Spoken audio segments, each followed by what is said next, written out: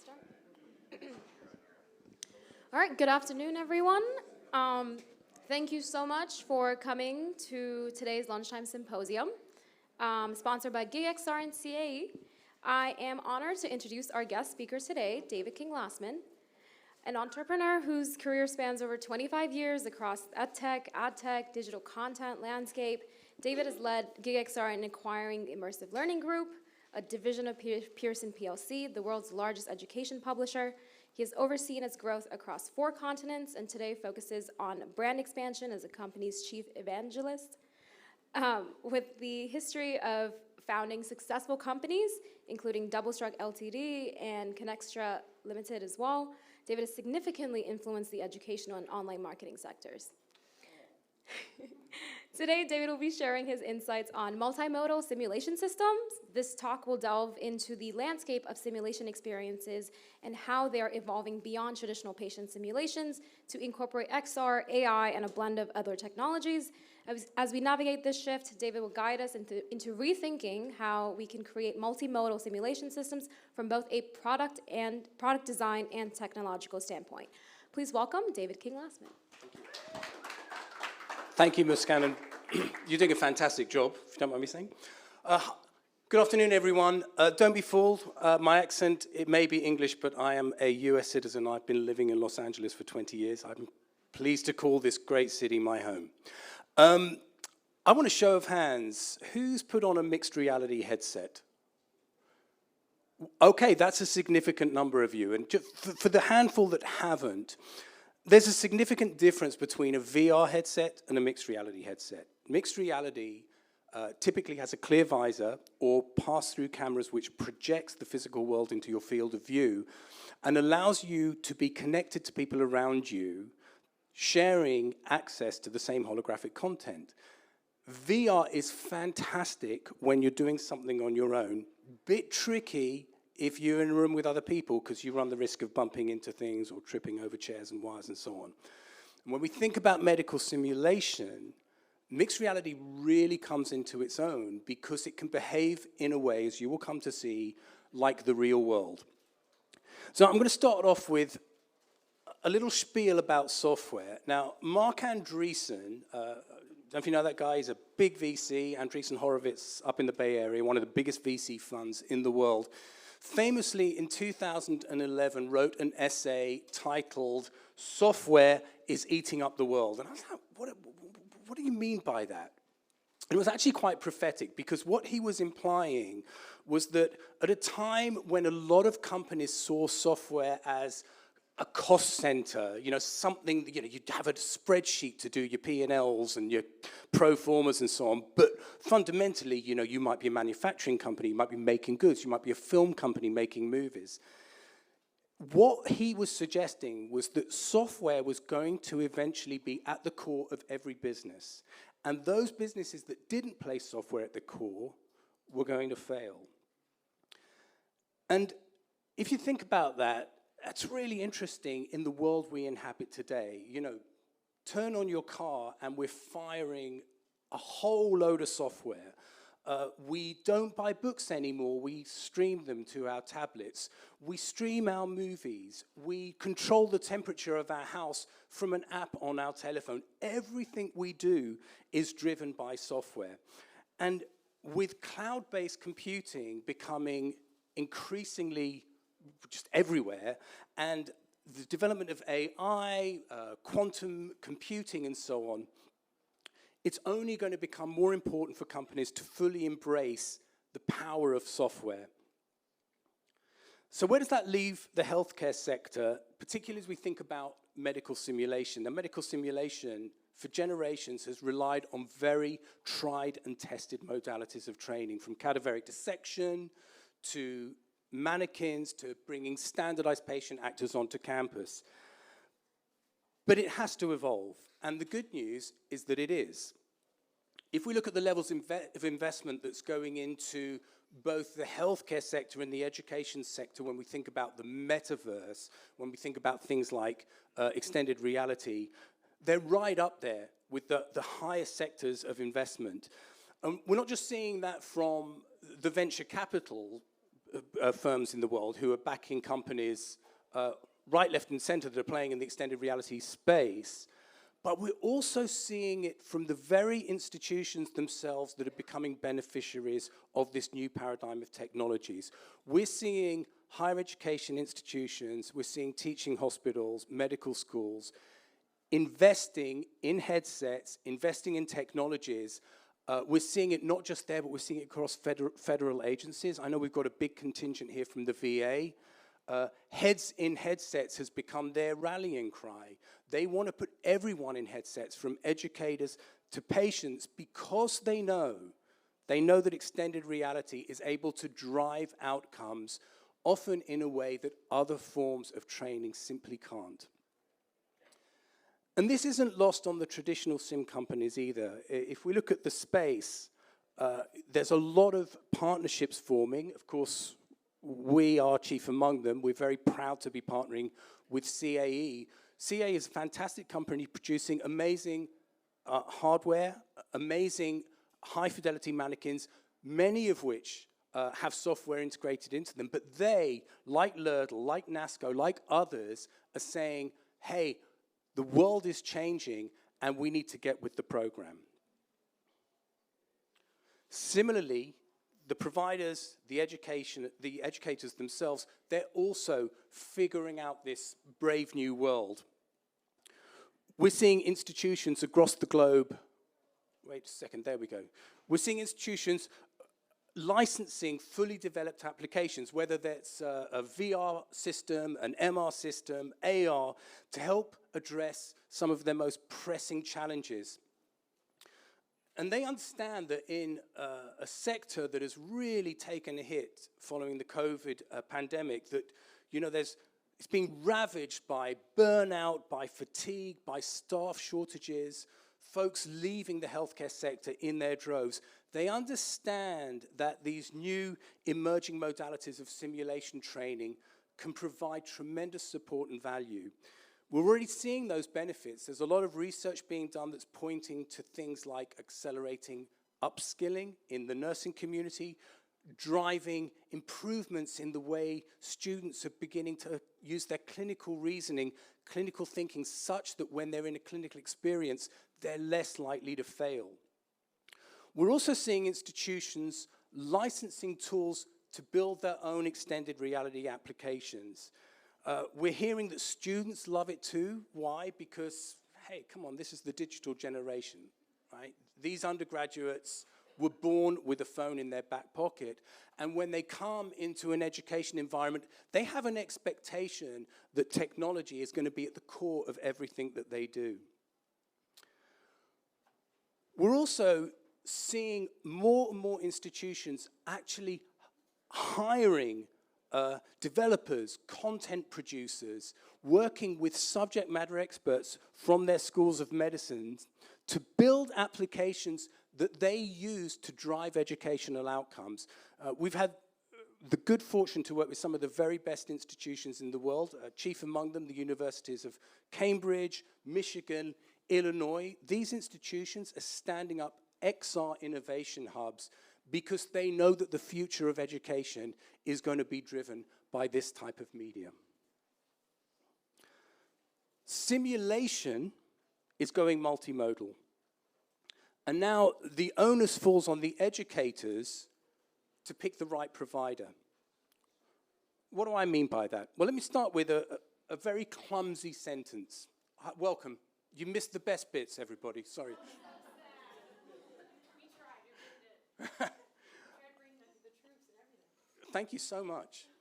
Actually, I'm going to stop talking in a minute. We're going to get to the good part where we're actually going to demo some of this stuff. So you came at the right time. But I'm going to start with this very clumsy sentence. Like, XR simulation is simulation, just like patient simulator simulation is simulation. In other words, whether you're using a mannequin, a task trainer, interacting with a holographic patient, even looking at simulation on a 2D computer monitor, each of these modalities of simulation can provide value. So how do you choose which one to use? Well, that depends entirely on your context.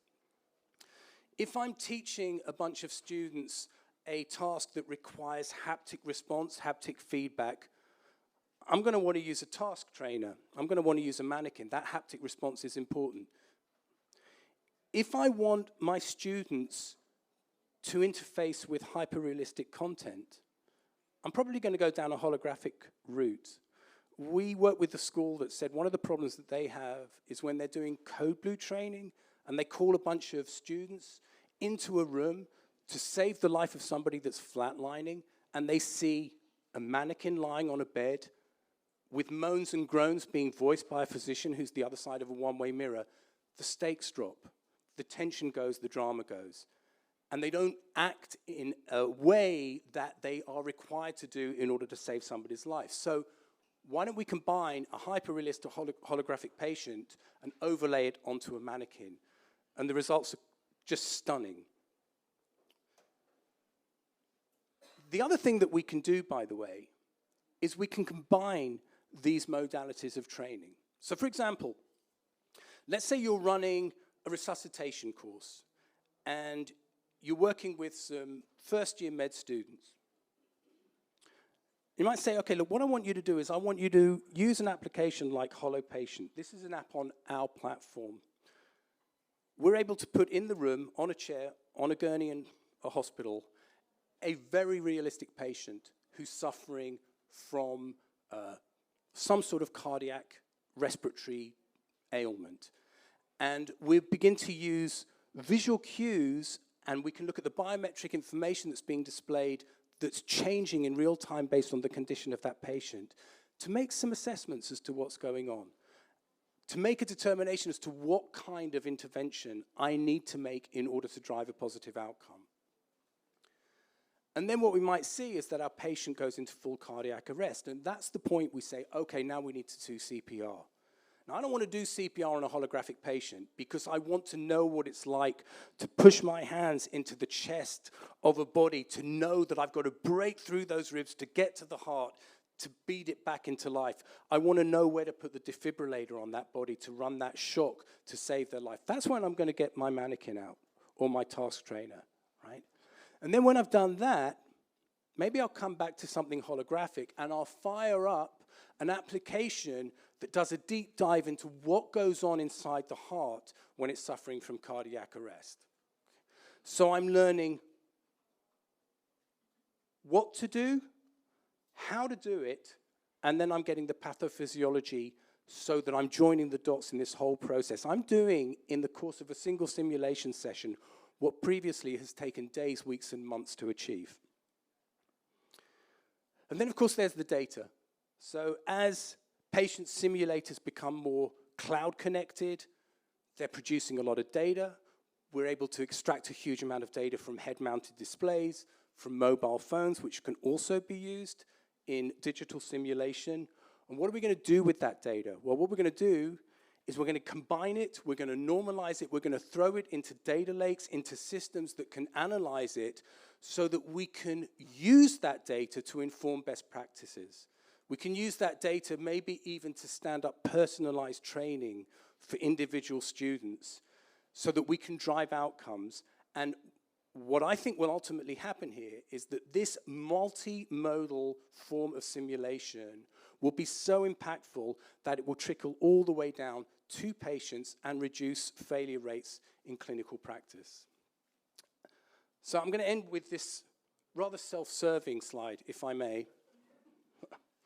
But we're immensely proud of the fact that at GigXR, we've brought together service providers, sim vendors, tech companies, large and small, to add layers of technologies in our platform that are then fed into a development ecosystem so that we at GigXR, the third-party developers, indeed anyone here in this room can use those tools, working with subject matter experts from their institutions to build applications that drive real value, that through our platform manager pushes those applications out onto a multitude of devices into a system that can be accessed by educational institutions across the world, right? And that is a very powerful system that I think is pretty unique. And, certainly we're here looking at how we're all trailblazing this community right now, they're trailblazing this industry right now. We see everyone in this space as complementary, as trailblazers, and we want to work with as many as we possibly can. It's a very, very exciting time. I'm going to stop talking because I'm going to introduce you to my buddy Chris to give you an example of what this actually looks like. And he's going to show you a really interesting project that we're working on at the moment, which we're calling Hollow Procedures, where we're helping to train students in actually successfully performing specific procedures. And in this case, Chris, we're going to be doing an IV cannula. That's right. Okay, thank you. Chris Hartman, everyone. Hi. So before I start projecting onto the screen here what I see, I'm just going to give you a brief overview. Is once I put my headset down, I'm going to be moving very slowly so that all of you can follow along without getting a bit disoriented.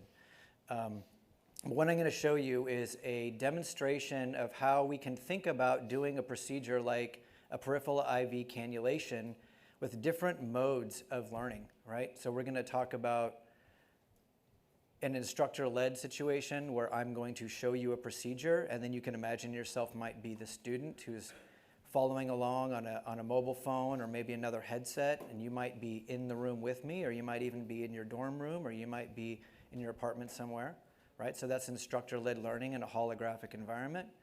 We can think about how that learning might work if each individual student had their own independent set of holograms and were going through the same procedure on their own in the same session, and I could then monitor them as the instructor and see how they do.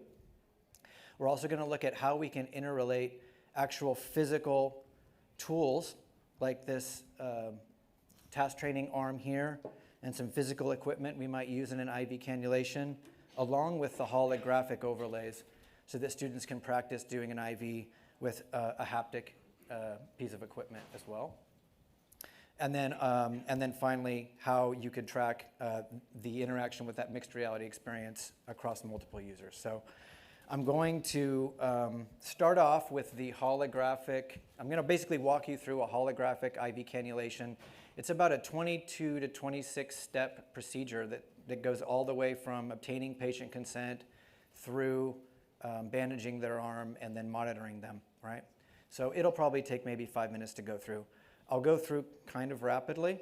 I'm going to be clicking some guides along the way.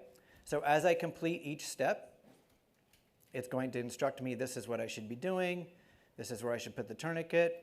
I'm going to then do that step, and then you'll see that the button will turn blue. That means that I've successfully completed it, and I'll go on to the next one. So that's basically the process that I'll be going through. And I think this is a really interesting demo because we've tried to integrate a lot of different ways of using the technology. So we'll be seeing videos in there, we'll be seeing some photos that students can use to help guide them. There's some interesting ways that we've tried to reproduce the step of inserting the cannula into the arm, which is a very haptic thing to do, right? When you're trying to use both of your hands and you're trying to insert that needle. But how can you practice those kinds of haptic experiences in completely holographic mode, so that then when you get to using a mannequin, you only maybe need to do it once or twice, right? So you can go through this holographic mode over and over again, build up muscle memory, and then when you get into a task training lab, for example, you only need to do this setup with the physical equipment a few times, right? So you save a lot of time and money on that teardown. So let's get you on the screen here.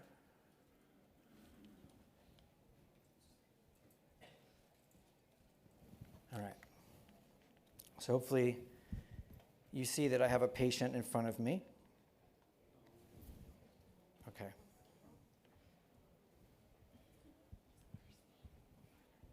I do not want to do that. Okay. So now I've started the scenario here. There is about a 2-second delay, so I'm going to let that catch up as I go. And again, so this is a completely holographic situation. We've got our patient here. She's ready to get her IV. I have my holographic guide here that's going to direct me on what to do. And you can see here that on this tray, I have my holographic equipment. You might be seeing the physical equipment behind it. I'll just push that out of the way just a little bit for now. So now it's going to be asking me to make sure I got my patient's consent, and I have done that. Reminds me to wash my hands, which in this one, I just say next, but when we get to the actual task trainer, the student would be actually physically washing their hands and going through the whole procedure as they would with a real patient. I'm now going to don my gloves. You can see that I have my holographic gloves. I can pick those up, drag them to my hands, and I heard a nice little snap there that let me know that that occurred. Now it's going to instruct me on preparing my extension tubing. So here you can see there's a video I can watch where they're using the actual real equipment to show how I'm going to take the cap off the extension tubing, attach it to my saline flush, and then I'm going to prime the saline.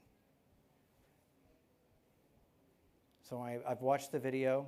I'll click next, and now it's asking me to do that myself. So I'm going to pick up my extension tubing. I'll pick up my saline, connect the two together, finish that step. Now it's going to make sure that I prime so that we're ready to go when I need this equipment in a moment. Now it's having me place the tourniquet. And it's appropriately tied off there for quick release.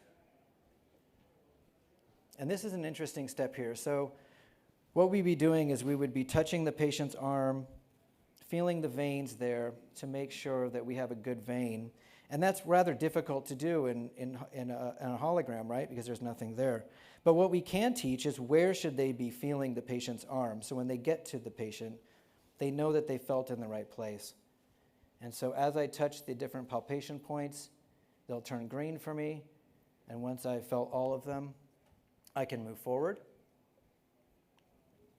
And based on what I felt there, I can now decide where I want to put my IV, and I'm going to choose the antecubital fossa.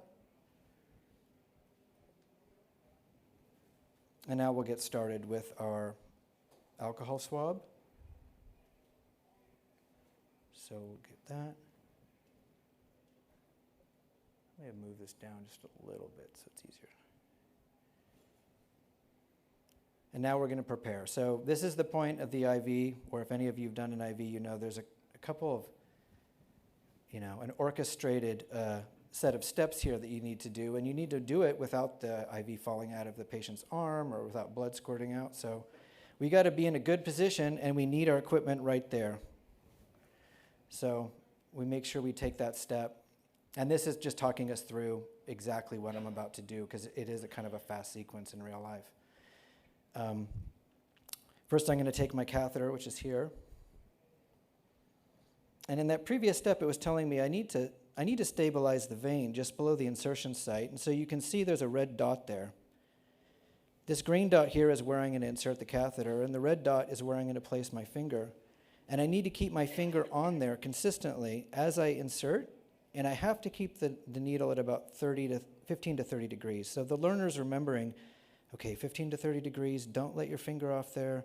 And only if those two things happen can I let go and the needle will insert.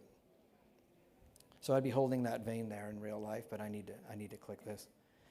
I'm going to remove the tourniquet while stabilizing the catheter. And now I need to withdraw the needle. So I'll take my gauze. I'll do it with this hand here. And while I'm holding that in place, I can pull that out. And now the catheter is in place. We will connect our IV. In this case, we're connecting our saline flush. And now we can flush our line. And it might have been hard to see there, but there was a little bit of the blood coming back out, as you would expect to see there. And now we can apply our dressing. Okay, so that procedure is complete. But we need to make sure that the patient is comfortable, that maybe they're not feeling any pain there, they're not lightheaded, make sure that they're stable, do the proper documentation and labeling, and then monitor them. Okay, and we get a little bit of a badge for doing a good job.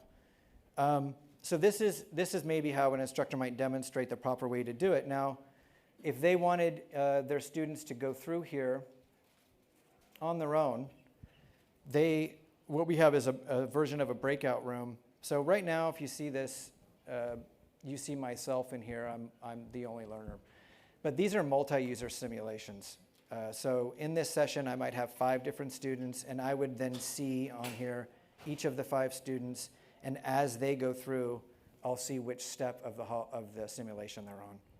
So that way, if I'm in a room, I'm obviously not going to be able to see the holograms they see as I'm walking around, but I'll be able to kind of keep track of their pace, maybe go touch base with any of them and just kind of monitor them.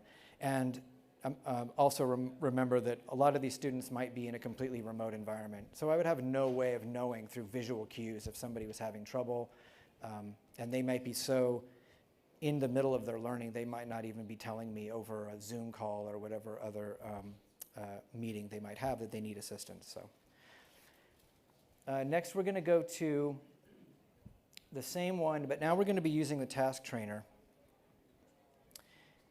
And so some of you in the back might not see it, but on this table here, I've got basically the same equipment that I had in the holographic mode here. I've got a task training arm, a tourniquet, I got my alcohol swab, okay, my catheter. And what I'm going to first do is I'm going to be calibrating this task trainer. So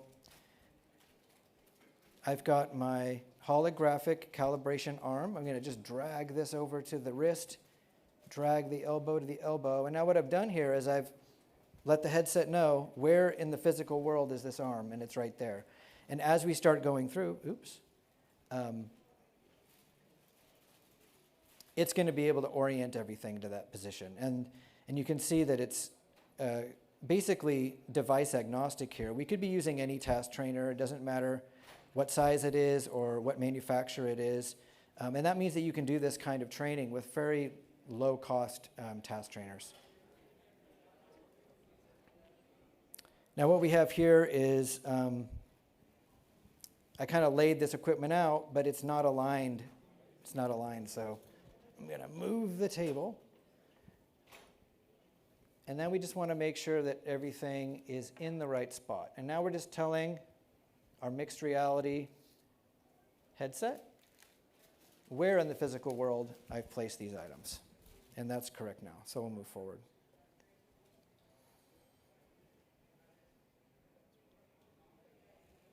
Where'd my patient go? Did I lose the patient? We've got to wind up. Oh, we do. Okay. So I'll just go through one step here. So basically, now that we're started, you can see that these arrows are pointing. So it's the same steps as we had before. It's asking us to go through there. But now, instead of interacting with the holograms, we're going to be interacting with real things. So we're augmenting the real world with these procedural guides.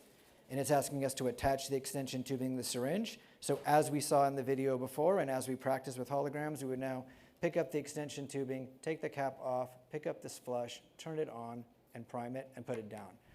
Right? So we go through that process exactly the way we did before, but now we're using our task trainer. Okay? Brilliant. Good on time? Well done. All right. Thank you.